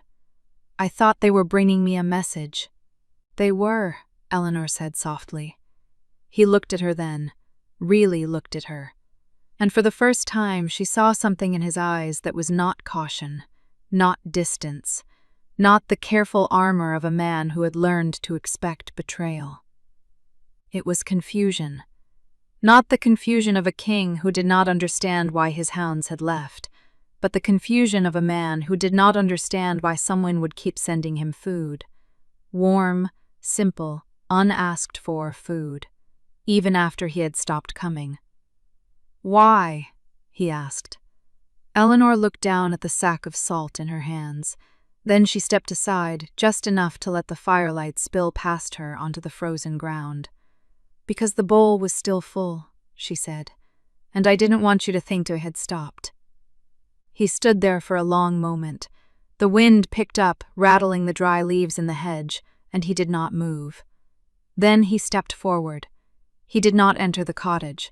He walked to the stump, the same stump where he had sat that first evening, and lowered himself onto it. He sat there in the cold, his hands resting on his knees, Shadow pressing against his leg. Eleanor watched him for a moment. Then she went inside, filled the second bowl with fresh stew, and brought it to him. He took it without a word. She sat on the ground beside the stump, her back against the wood, the hounds settling around her. They did not speak. The wind howled, the fire crackled, and somewhere in the darkness a wolf called to the moon. But on the doorstep of a widow's cottage, a king sat on a wooden stump, eating stew from a clay bowl, and for the first time in 20 years, he did not feel alone. The storm came without warning. It had been 3 days since Nathaniel sat on the stump, 3 days since Eleanor had watched him ride back toward the fortress with Shadow trotting beside him. The mornings had been crisp but clear, the afternoons mild enough for her to work in the garden. She had begun to believe that winter was still holding its breath. Then the wind shifted. It happened in the span of an hour. The sky turned from pale gray to a bruised, swollen purple. The temperature dropped so fast that the puddles in the dirt path cracked with ice before she could bring the goats inside. Thomas, who had been mending a hole in the fence near the hedgerow, came running with his coat pulled tight around his ears, his cheeks already raw. "Aunt Ella," he called, his voice thin against the rising wind. "Martha says there's a blizzard coming, a bad one." Eleanor looked up at the sky and felt the old familiar knot tighten in her chest. She had seen storms like this before, the kind that did not pass quickly, the kind that buried paths and broke roofs and left people shivering in the dark until dawn. "Help me bring the goats into the shed," she said, keeping her voice steady for the boy's sake. "Then we'll bring in as much firewood as we can carry." They worked quickly, silently. The Hounds, who'd been dozing by the door, rose and began to pace. Shadow stood at the edge of the yard, his ears flattened against his skull, his nose testing the air. He did not whine, but his body was taut, alert. He knew what was coming. By the time the first snowflakes arrived, they were fat and wet and driven sideways by a wind that howled like a wounded animal. Eleanor bolted the shed door, checked the latch twice, and hurried back inside with Thomas at her heels. The fire had been built high, but the cottage was already losing heat. She could feel the cold seeping through the cracks in the walls, creeping under the door like fingers. She fed the flames, hung another pot of water to heat, and set out blankets on the floor for the Hounds. They filed in one by one, shaking snow from their coats, settling near the hearth. Shadow did not come inside. He stood at the threshold, his nose pressed to the crack beneath the door, and let out a low, rumbling growl. "What's wrong with him?" Thomas asked, wrapping his arms around his knees. Eleanor did not answer. She knew. Shadow was listening for something. Or someone. The storm raged for hours. The wind shook the shutters, rattled the roof planks, drove snow through every gap it could find. Eleanor bauked the fire, checked the roof twice, and tried not to think about the weight of snow pile above her head. The cottage had survived storms before, but she had learned the hard way that surviving did not mean safe. She was adding another log to the fire when she heard it, a sound that did not belong to the storm. Hoofbeats. Heavy, urgent, cutting through the wind like a blade. She straightened, her heart seizing. Thomas looked up from the hearth, his eyes wide. The Hounds rose as one, their ears pricked, their tails stiff. Shadow let out a sharp, eager bark and began scratching at the door. Eleanor crossed the room in 3 steps and pulled the latch. The door swung open, and the storm rushed in. A wall of white, a blast of cold so sharp it stole her breath, and through it, a shape emerged. Tall, broad, wrapped in a dark cloak crusted with ice, a horse stood behind him, head lowered against the wind, steam rising from its flanks. "Nathaniel." He did not speak. He did not need to. His face was half frozen, his beard white with frost, his eyes wild with something she had never seen in them before. Not anger, not command. Fear. He stepped through the doorway without waiting for an invitation. The Hounds surged around him, whining, pressing against his legs, but he did not look at them. He looked at Eleanor. "The roof," he said, his voice rough, barely audible above the wind. "I saw it from the ridge. The corner is sagging." Eleanor's blood went cold. She had checked the roof an hour ago, but the snow was falling faster than she had ever seen. She turned to look at the corner near the sleeping alcove, and her stomach dropped. The thatch had begun to dip inward, a slow, creeping collapse that she had missed in the dim firelight. "Get the boy to the far wall," Nathaniel said, already shrugging off his cloak. "I need to get up there." "You can't," Eleanor said, her voice sharp. "The wind will throw you off." "The wind will throw the roof off," he shot back, and there was no room for argument in his tone. "If that corner gives, the whole thing comes down. You and the boy will be buried before morning." He was already moving, grabbing a length of rope from his saddle, looping it around his waist. He tied the other end to the main beam near the door, tested the knot with a sharp pull, and then looked at her. "Keep the fire burning. If I'm not batting an hour, take the boy and the dogs and head for Martha's. Don't wait for me." "Nathaniel." "Don't," he said, and his voice cracked, just barely on the edge of the word. "Don't argue with me, not now." He was gone before she could speak again. The door slammed shut behind him, and the cottage fell silent except for the howl of the wind and the frantic scratching of the hounds at the threshold. Thomas was crying. She could hear it, small and muffled, from where he sat pressed against the wall. Eleanor did not have time to comfort him. She moved the furniture away from the sagging corner, piled blankets against the wall, and stood by the door with her hand on the latch, counting the seconds. The minutes crawled. The roof groaned, the wind screamed, the rope tied to the beam pulled taut, then slack, then taut again, and she could feel it in her bones. He was up there, crawling across the wet, slippery thatch, working against the storm to save her home. She did not know how long it took. An hour, maybe more. Time had lost all meaning. The fire burned low, and she fed it with shaking hands. Thomas had stopped crying, but his eyes were fixed on the door, hollow and waiting.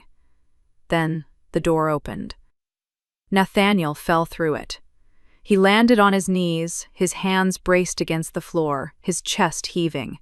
His tunic was soaked through, frozen stiff in places. His fingers were raw, bleeding from where he had torn at the thatch. Ice clung to his eyebrows, his lashes, the stubble on his jaw. Eleanor dropped to her knees beside him. She took his face in her hands, and his skin was so cold it burned her palms. "You're frozen," she said, her voice breaking.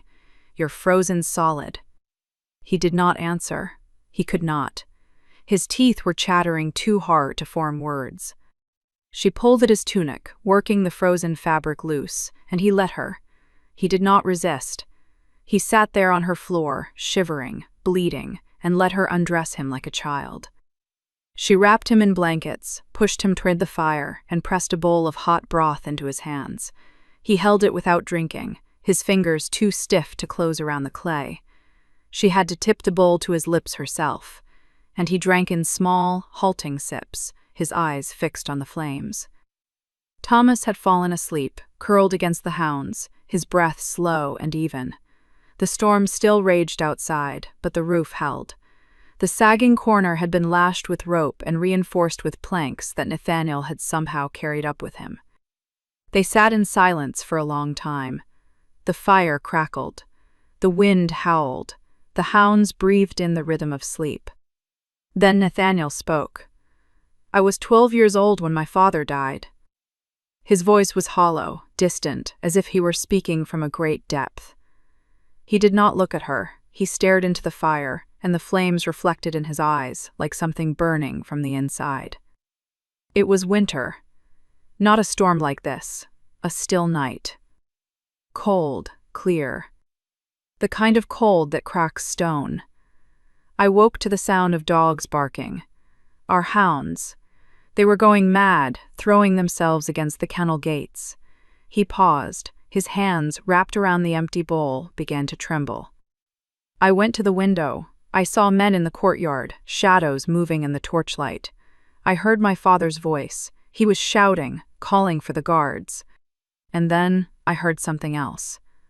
A sound I have never forgotten. He closed his eyes. The hounds stopped barking. Eleanor did not move. She did not breathe. "They stopped," he repeated, all at once, as if someone had cut their throats. And in that silence, I heard my father die. The word hung in the air between them, heavy and raw. I ran to the kennels, he continued, his voice barely a whisper. I don't know what I thought. That they would protect him, that they would tear apart whoever had come for him. But when I got there, they were huddled in the back of the enclosure, tails between their legs, whimpering. They had not fought. They had not defended him. They had hidden. He opened his eyes and looked at her, and for the first time she saw the boy he had been. A terrified, betrayed boy, standing alone in a frozen kennel, surrounded by dogs that had failed him. I told myself it was instinct, that they were animals, not soldiers, that I could not blame them for being afraid. His jaw tightened. But I never trusted them again, not fully. I kept them, trained them, fed them from my own hand, but I never forgot. I never let myself believe that they would stay. Eleanor felt the words settle into her chest, heavy and sharp. She understood now. The way he watched the hounds, the way he tested them, pushed them, demanded obedience. It was not about control. It was about proof. He needed them to prove over and over again that they would not leave. "And then they followed you," he said, his voice breaking on the last word. "They left my fortress, crossed the valley and came to your door, and I thought," he stopped, swallowed. "I thought it was happening again." The fire popped, a log shifted, sending up a shower of sparks. Eleanor reached out and took his hand. It was the first time she had touched him intentionally. His fingers were still cold, still raw from the rope, but they curled around hers like a man grasping for solid ground. "They didn't leave you," she said softly. "They came to me, yes, but they went back to you. Every night some of them returned to the fortress. Shadow sleeps at your door as often as he sleeps at mine." He did not answer. "They are not choosing between us," she continued. "They are making room for both." He looked at her then, and the firelight caught the wetness on his cheeks. "I don't know how to do that," he said, his voice raw. "I don't know how to let someone in without waiting for the door to close behind them." Eleanor squeezed his hand. "You are sitting by my fire," she said. "That is a start." The storm howled on, but the roof held. The hounds slept, and on the floor of a widow's cottage, a king began to learn that trust could be rebuilt. Not in a single night, but in the quiet hours between the wind and the dawn. The fire had burned down to orange embers by the time the storm quieted. Morning light crept through the shuttered window, pale and thin, casting long shadows across the cottage floor. Nathaniel was still sitting against the wall where he had settled hours ago, his long legs stretched out before him, his cloak draped over Thomas where the boy slept on the hearth. Shadow lay curled at Nathaniel's side, one paw resting on his boot. Eleanor sat across from him, a chipped cup of cold tea forgotten in her hands. She had not slept. Neither had he. The quiet between them was different now. It was no longer the silence of strangers circling each other. It was the silence of two people who had said too much to take it back, and did not know what came next. Nathaniel's jaw was rough with stubble. His eyes were red-rimmed, fixed on the dying embers as if they held answers he had been searching for his whole life. "I was 8 years old," he said, his voice hoarse, "when my father died." Eleanor set the cup down. She did not move closer. She simply waited. "They killed him in the great hall. 3 men my uncle had brought from the southern past. He was unarmed. He had just returned from a hunt. He was still wearing his boots." Nathaniel's voice was flat, as if he had recited this story so many times in his own mind that the words had worn smooth. "I was in the kitchen. The cook had given me warm milk because I could not sleep. I heard the noise. I ran to the door." He stopped. His hand moved to Shadow's head, and the hound pressed into his palm. "I saw them drag him across the stone floor. I saw the blood pool between the flagstones, and I saw the hounds, the same pack that had hunted beside him that morning, standing at the far end of the hall, watching. Not a single one of them barked, not a single one of them moved." Eleanor's breath caught. She had not known this part. "They had been bred for loyalty," he continued, his voice dropping lower, "trained to defend.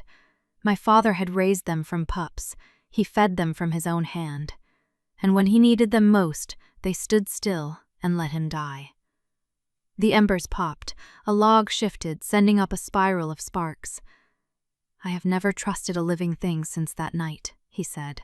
"Not my hounds, not my men, not my own blood. Because I learned that loyalty is a leash that can be cut at any moment, and I swore I would never be the one left holding the empty end." Eleanor felt her chest tighten. She understood now. The cold command, the silence, the way he kept everyone at arm's length. It was not cruelty, it was survival. "When my hounds did not return that first night," he said, "I told myself it meant nothing. Dogs wander. They had found a rabbit or a carcass. But when morning came and they were still gone, I knew. Something had pulled them away from me. And I was 8 years old again, standing in the doorway of the great hall, waiting to be abandoned." She saw his jaw clench, saw the muscle in his throat work as he swallowed. "I rode to Thornwood expecting to find a trap," he said. I expected poison, treachery, a blade in the dark. That is what I have been trained to expect. That is what I know." He turned his head and looked at her directly for the first time since he had begun speaking. "What I found was worse." Eleanor's heart stilled. "I found a woman who did not want anything from me." His voice cracked on the last word. "Who fed my hounds because they were hungry, who bandaged Shadow's paw because it was bleeding, who left bread on her doorstep and asked for nothing, not gold, not favor, not protection, nothing." He shook his head slowly, as if the fact still baffled him. "I have spent 20 years building walls so high that no one could climb them," he said, "and you dismantled them with a bowl of stew and a kind word to a dog." The room was very quiet. Thomas stirred in his sleep, a small sound, and then settled again. Eleanor rose from her chair. She crossed the floor slowly, giving him time to stop her if he wished. He did not. She lowered herself to the floor beside him, close enough that her shoulder brushed his arm. "I am not brave," she said quietly. "I am not clever. I am not powerful. I am just a woman who knows what it feels like to be alone." He turned to look at her.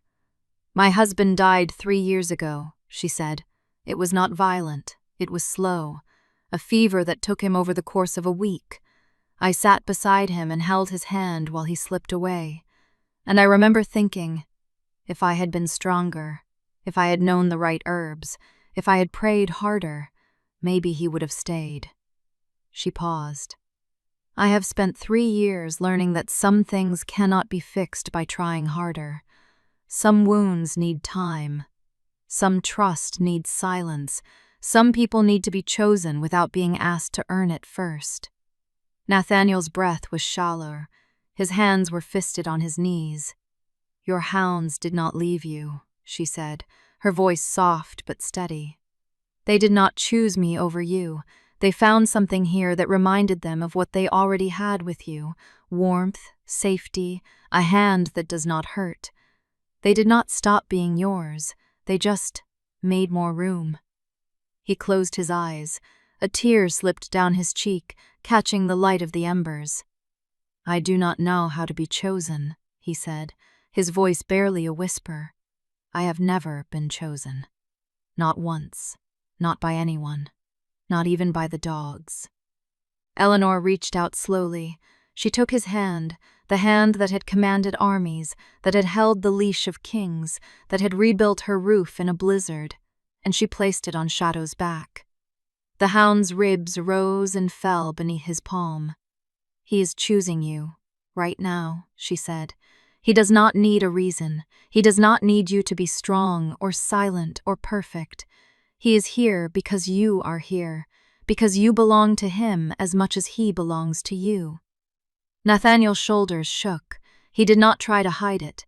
He let the tears fall, silent and heavy, into the fur of the hound who had once been his greatest fear and was now becoming his greatest comfort. Eleanor did not look away. She did not fill the silence with empty words. She simply stayed, a steady presence beside him, a hand that did not take. After a long time, he spoke again. "What do I do now?" She considered the question. The fire had burned down to a bed of glowing coals. The morning light was growing stronger, casting the cottage in a soft gray gold. "You stay for breakfast," she said. "I have eggs, and there is still some of that bread from yesterday." He let out a breath that was almost a laugh. "That is your advice? Breakfast?" "It is a start," she said. "One meal, one morning, one day at a time. You do not have to trust the whole world by sunset. You just have to trust this one bowl of soup." He looked at her. His eyes were red, his face was haggard, and he was sitting on the dirt floor of a cottage that was not his, with a widow's hand in his and a hound's head on his knee. He had never felt less like a king, and he had never felt more real. "I have been to war," he said quietly. "I have faced assassins in my own hall. I have stood before the council of elders and forced them to their knees, and I have never been as afraid as I am right now." "I know," Eleanor said, That is how it feels to let someone see you." He nodded slowly. Then he turned Shadow's head and pressed his forehead to the hounds. "They are not choosing between us," he said, repeating her words from the night before. "They are making room. Yes, for both. Yes." He lifted his head and looked at her. The weight in his eyes had not disappeared, but it had shifted. It was no longer the weight of a man bracing for betrayal. It was the weight of a man learning to carry something softer. "I would like to stay for breakfast," he said. Eleanor smiled. It was a small smile, tired and gentle, but it reached her eyes. "Good," she said, "because I already put the pot on." She rose and moved to the hearth. He watched her stir the embers and add a fresh log, watched her crack eggs into the iron pan with the practiced ease of a woman who had done this 1,000 times. The hounds stirred at the smell. Thomas stretched and sat up, rubbing his eyes. "Is the king still here?" the boy asked, his voice fuzzy with sleep. "Yes," Nathaniel said, his voice rough but steady. "The king is still here." Thomas blinked at him. "Are you staying for breakfast?" Nathaniel looked at Eleanor. She was pouring tea into 3 mismatched cups, her back to him, her movements unhurried. "Yes," he said. "I believe I am." And for the first time in 20 years, Nathaniel of House Ashford sat at a stranger's table and allowed himself to be fed without wondering when the knife would fall. The hounds settled at his feet. The fire crackled, and the morning began. The weeks that followed the storm were not marked by grand gestures or declarations. They were marked by small, repeated things so ordinary that most would not have noticed them, but which Eleanor tracked like the slow turning of the seasons. The first sign came 3 days after the storm. A fresh stack of split firewood appeared at the edge of her yard, neatly piled, the axe marks still clean and sharp. She found it at dawn when she stepped out to milk the goat. There were no tracks in the frost. Whoever had left it had come early enough that the ground was still hard. Martha, leaning over the fence with a basket of dried herbs, squinted at the woodpile. "That's ash wood," she said. "Ash burns slow and hot. That's not village wood. Village wood is birch and pine, what the forest gives. Ash comes from the king's own preserve, south of the ridge." Eleanor said nothing. She carried the wood inside, piece by piece, and that evening she built a fire that lasted into midnight. The second sign came a week later. A sack of salt appeared on her doorstep, tied with a strip of leather. Not rough mining salt, but fine white salt, the kind that came from the coastal trade, worth more than a month of her goat's milk and eggs combined. She used it sparingly, a pinch at a time, and every time she tasted it, she thought of the tall man who had sat in her kitchen and eaten her bread without once looking at the door. The hounds came and went. They no longer stayed at her house every night. They had found a rhythm, a migration that followed the king's movements. 3 or 4 nights a week, Shadow and 2 others would appear at her gate at sunset, settle on the packed earth by her door, and sleep through the frost. The other nights, they stayed at the fortress. Eleanor never called them. She never whistled or left food out to lure them. She simply left the gate unlatched, and the hounds made their own choice. Word spread through Thornwood, as word always did. The village women began to look at Eleanor differently, not with suspicion, but with a kind of wary curiosity. They asked careful questions about the hounds, about the salt, about the ash wood. Eleanor answered with short, honest sentences, and then changed the subject. She did not tell them about the storm. She did not tell them about the king's hands shaking as he held the cup of tea, or the way his voice had cracked when he said he had never been chosen by anyone. Those moments belonged to her, and to the ash in her hearth, and to no one else. On the 3rd week after the storm, Nathaniel came back. Eleanor was in the vegetable patch, on her knees, pulling the last of the frost-bitten turnips from the hard ground. She heard the hounds before she saw him, a shift in their breathing, a collective rise of attention.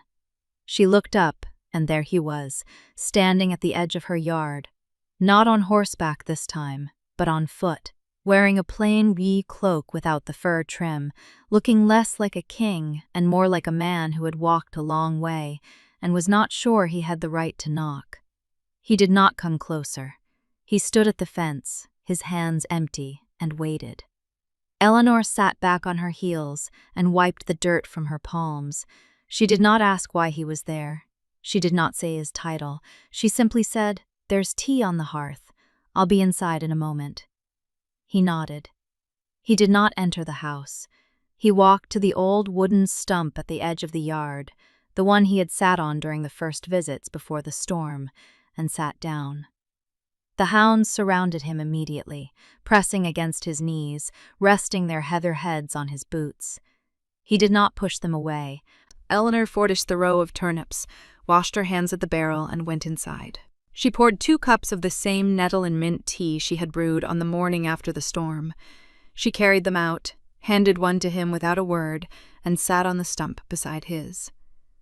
They drank in silence. The sun was low, slanting amber across the frozen field, and the hounds stretched out between them like a living bridge. Shadow's tail thumped once against the ground, a slow, contented beat.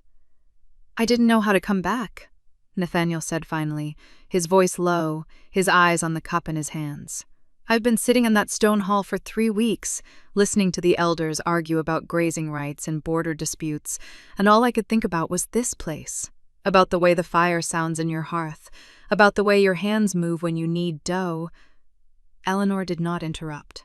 She held her cup and listened.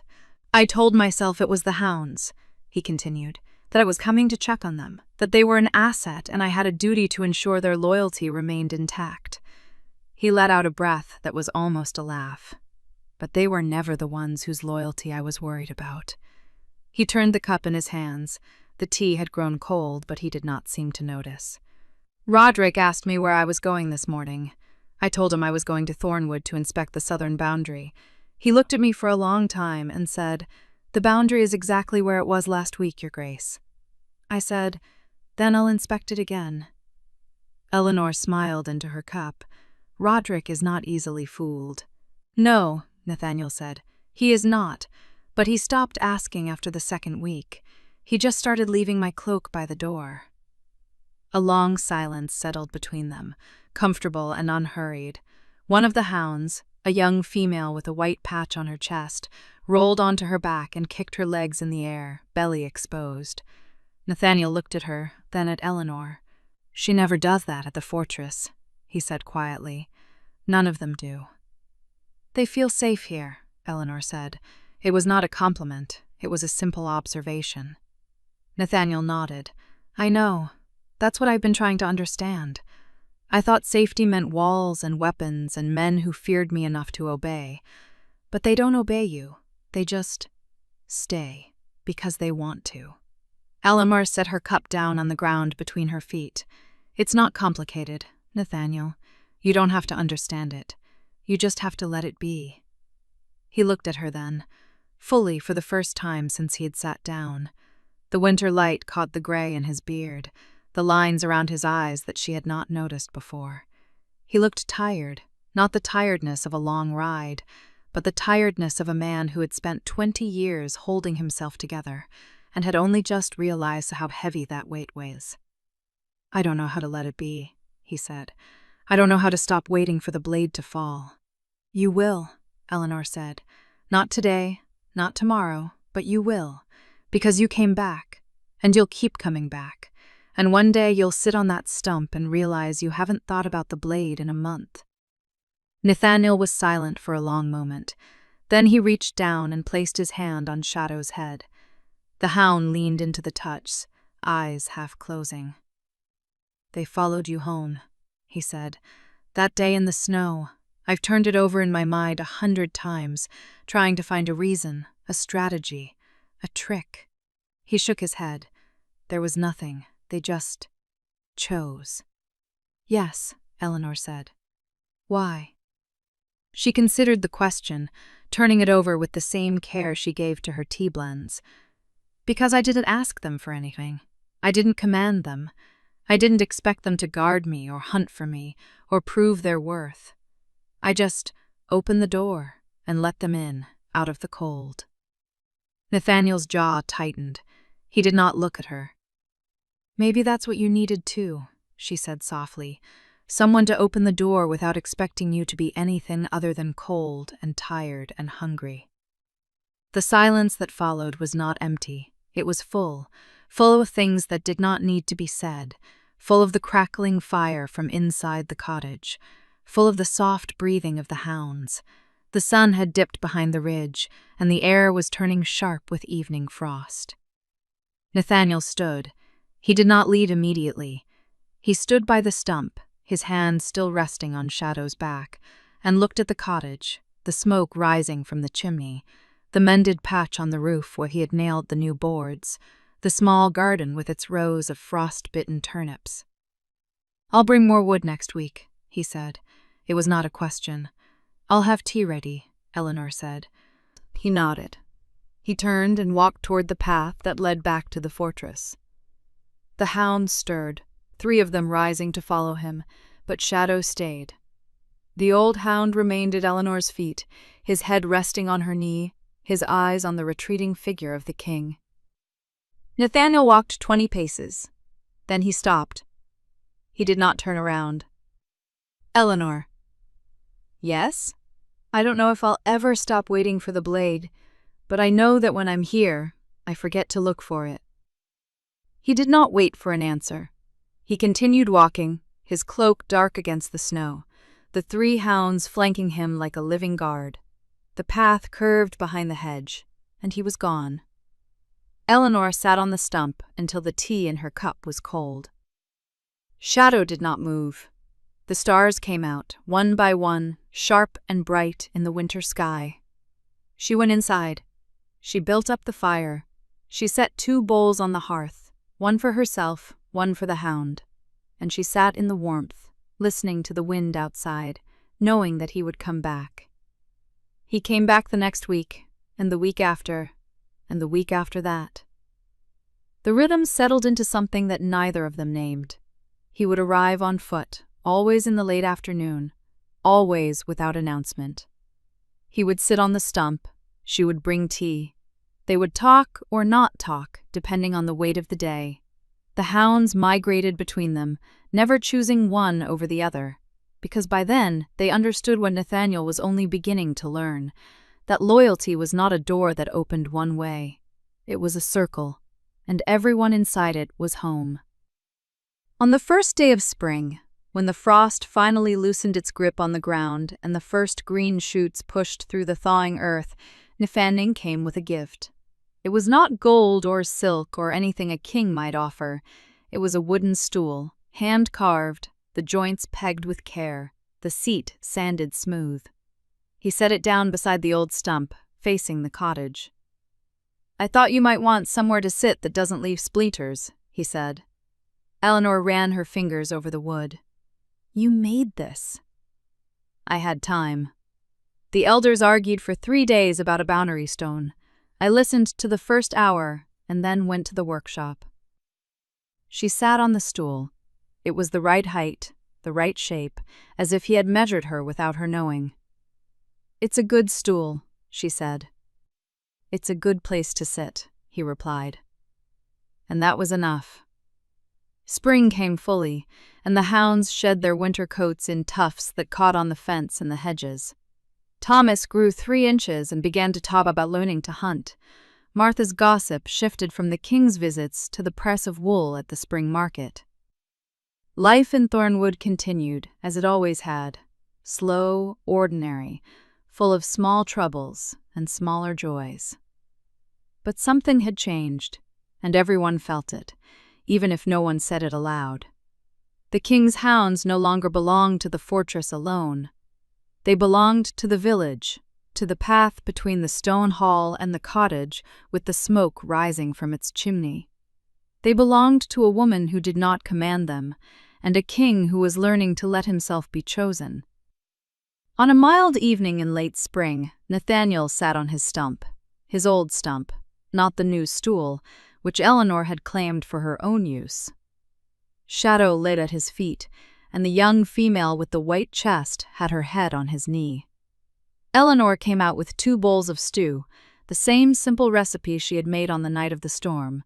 Root vegetables, a bit of salted meat, herbs from her garden. She handed him a bowl. He took it. Their fingers did not touch, but the space between them was warm. "It's good," he said after a few spoonfuls.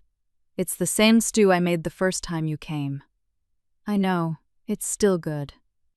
She sat on her stool, her bowl balanced on her knees. The hounds circled them, settled, sighed. The sun was low and golden, and the shadows stretched long across the yard. Nathaniel looked at the hounds.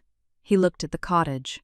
He looked at the woman beside him, eating her stew with the calm, unhurried rhythm of someone who had never learned to rush. "They were right," he said quietly. Eleanor glanced at him. "Who?" "The hounds." He lifted his bowl slightly, a gesture that included the evening, the warmth, the silence that did not need to be filled. "They followed you home, and they never left." Eleanor said nothing. She did not need to. She finished her stew, set the bowl aside, and leaned back on her stool. Shadow lifted his head and rested it on her knee. The king's hand was on the hound's back. Their hands did not touch, but the circle was complete. The fire in the cottage crackled, the hounds breathed in unison, and the evening settled around them like a blanket that had been waiting for them all along. Well, friends, by the fire, it seems even a lonely king just needs a quiet place to rest. Leave your city in the comments tonight and tell us, did Nathaniel finally learn how to be chosen? If this tale warmed your evening, subscribe for more. Until next time, keep your hearth warm.